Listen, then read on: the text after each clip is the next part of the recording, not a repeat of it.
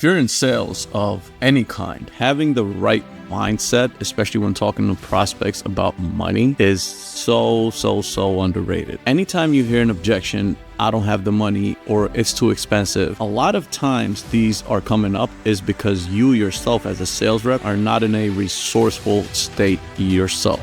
Your mental frame has to be in a resourceful state itself in order to help your prospects get into a resourceful state, in order for them to go get resourceful and find the money, right? When you're in a resourceful state, you can transfer that resourceful state to your prospects and help them get to the resourceful state, all right? If they've already made the decision, your product or service is something that they want to purchase, and it's just a matter of how they can make it work, you have to be in that mind state yourself before transferring that to your prospect and helping them overcome their logistical issues. So that's what we're going to dive in today, helping your prospects get into their resourceful state, the mental frame of being resourceful, and how you can help yourself get there as well. So subscribe, like, share, comment, all that good noise. Let's dive in. All right, so resourceful frames, right? How many times do we hear our prospects say, I don't have the money, or I have to think about it, or any objection you can think of, right?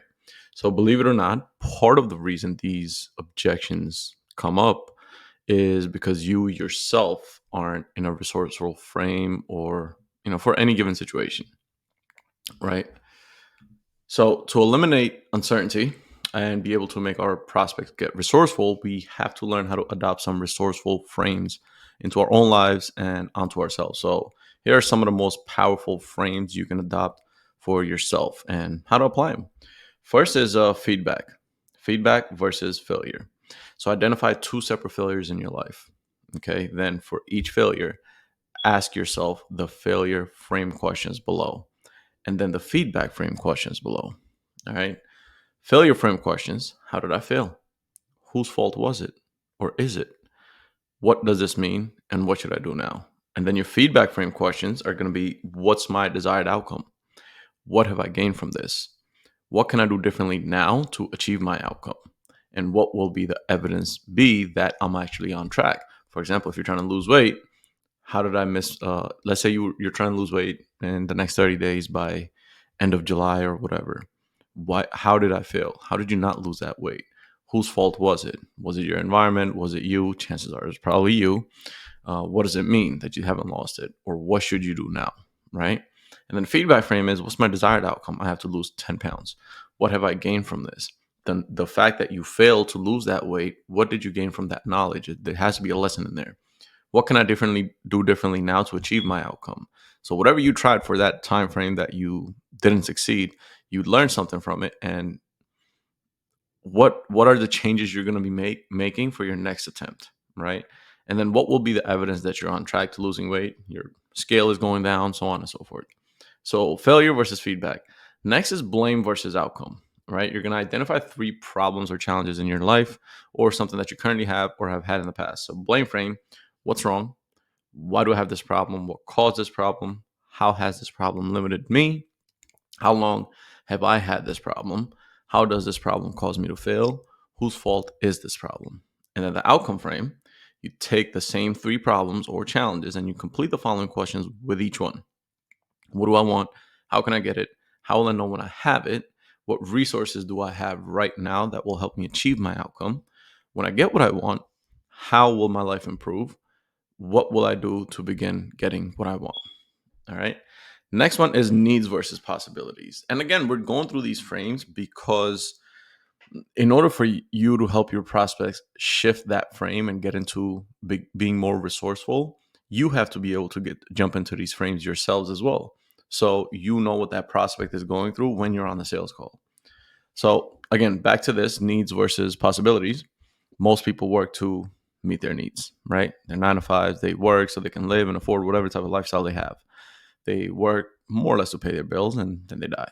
To a certain extent, you have to have a baseline of needs set aside, but aim to be more in the possibilities frame. Okay.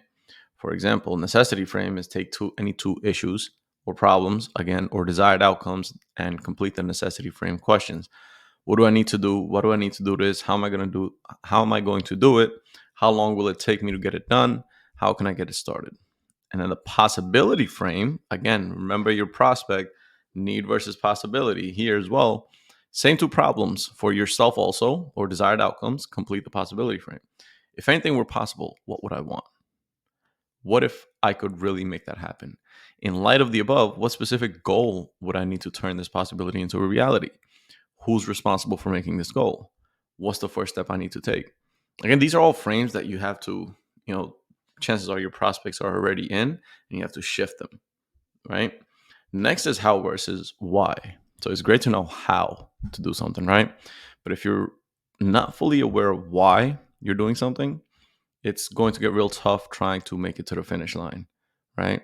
It's good to know, let's say if you have a script or framework you follow for your sales calls, it's good to know how. It's good to know the, taking from current situation, desired situation, so on and so forth. But you have to know the why behind the entire thing as well. So the wireframe, take two, again, same application. Take two problems, challenges, and complete the wireframe questions below. What challenge did I have? Why is this challenge happening? Why is this challenge so difficult? Why is it important to overcome this challenge? Why should I take action? And then the how frame, what challenge do I have? How was this challenge created? How can I make sure this doesn't repeat itself? How will I begin getting whatever it is that I want? If you've noticed, right, there's a common denominator amongst all these frames, and it's shifting to the positive and logical perspective rather than the negative at a very high level. Now, these frames I've used and still use every day, and things like stress, anxiety, uncertainty, they no longer reside in my head, and it's only sheer confidence in my abilities, and that's my goal for you. So hopefully you got a little bit something out of this one, and I'll see you on the next one.